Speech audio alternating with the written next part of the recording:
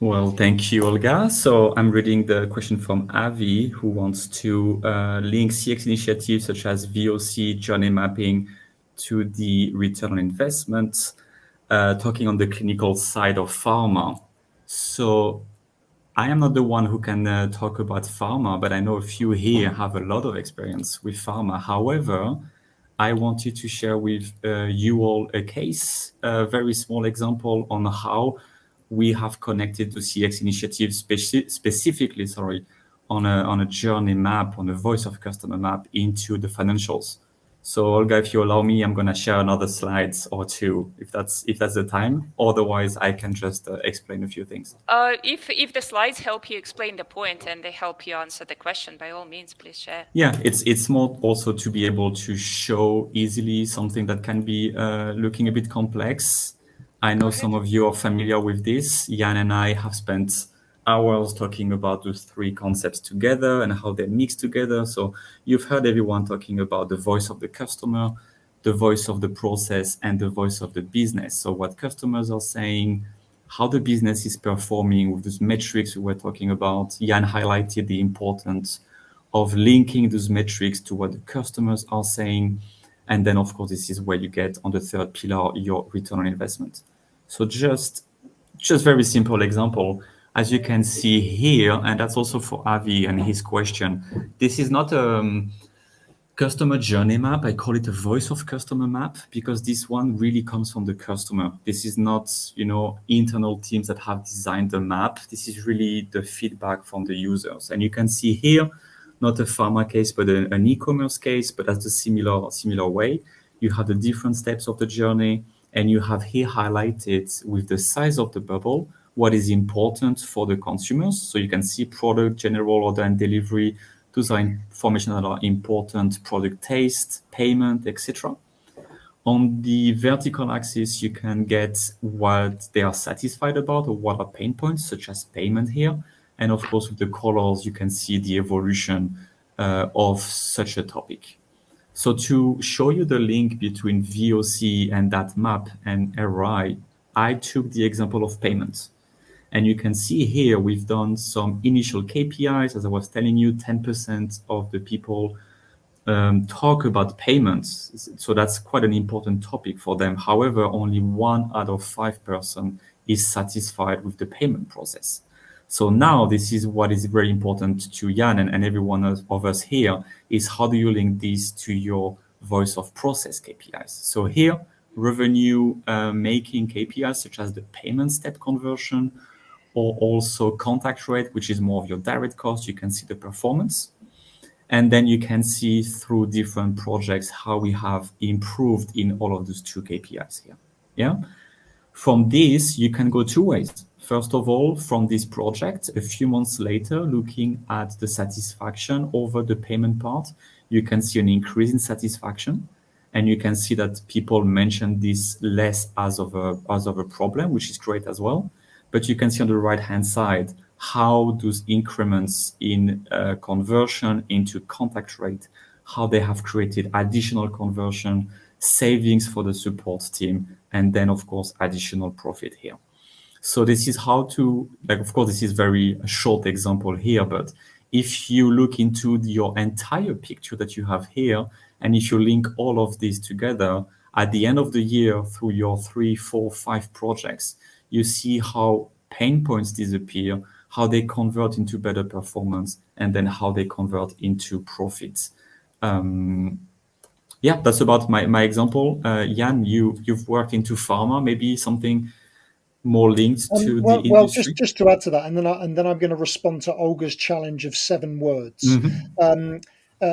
Avi, I think it was Avi that asked the question specifically about pharma.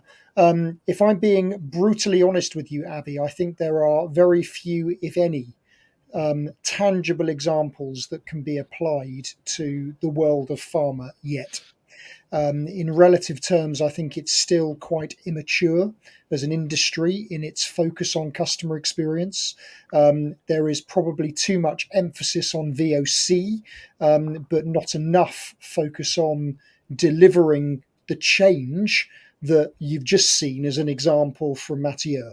if I'm being blunt with you, Avi. So you either see that as a negative or as an opportunity, because there is a huge opportunity for pharma to grab this and do something with it. But there are challenges there, which would take me too long to go into. If you want to reach out to me afterwards, Avi, we can have that conversation.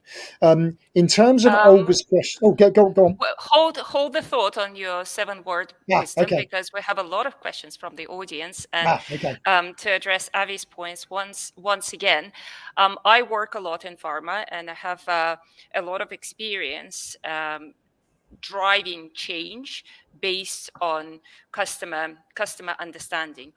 One of the fundamentals in pharma is to understand who is the customer.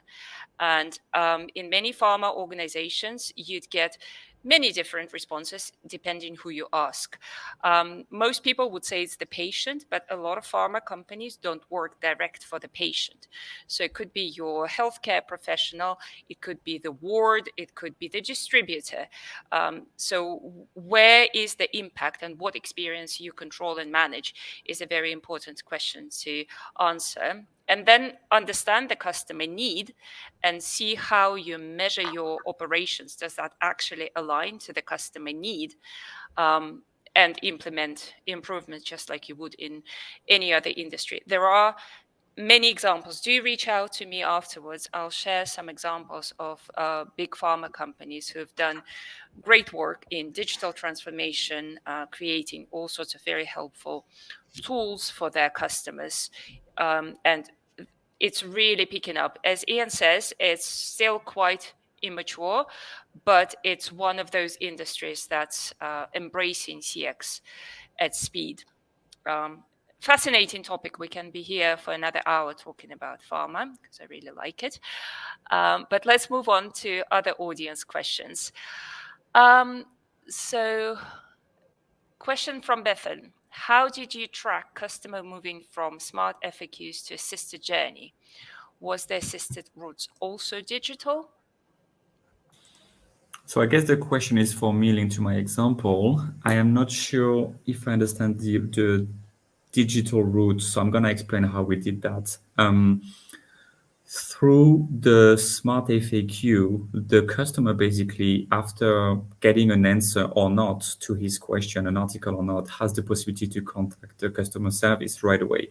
So they give you a thumb up or down if they liked the answer or not, and then they have a pop-up saying, hey, you seem to not have been satisfied, so here is a link to contact us. Like, you can really reach out to us on the chat right now. So that's really the journey that we have created. I hope I understand the question the right way. If you guys understood it a different way, let me know. But yeah, that's how we tracked the smart FAQ and all along the journey. Let us know in the chat, Bethany, if it answered your question. Another one that I think Diane would be interested to take. Can you give us examples of B2B CX matrix that can be used to measure ROI? Metrics. So this is where I think you and I'm not picking on you, Maria, but I think being very specific about metrics versus measures, right? If you don't define it for the organization, they'll define it for you. I consider measures things you can count. I consider metrics outcomes of perception. Net promoter, CSAT, those are all metrics. Measures are the things like renewal rates, if you're talking about B2B typically. That said, net promoter is very difficult for B2B. I've worked in B2B most of my career. And I think you have to look at the most important thing is, what does the customer score you on? And the reason I say that about B2B is that they have goals of their relationship for you, and you need to understand those enough so that you can track your metrics against what you're helping them to achieve.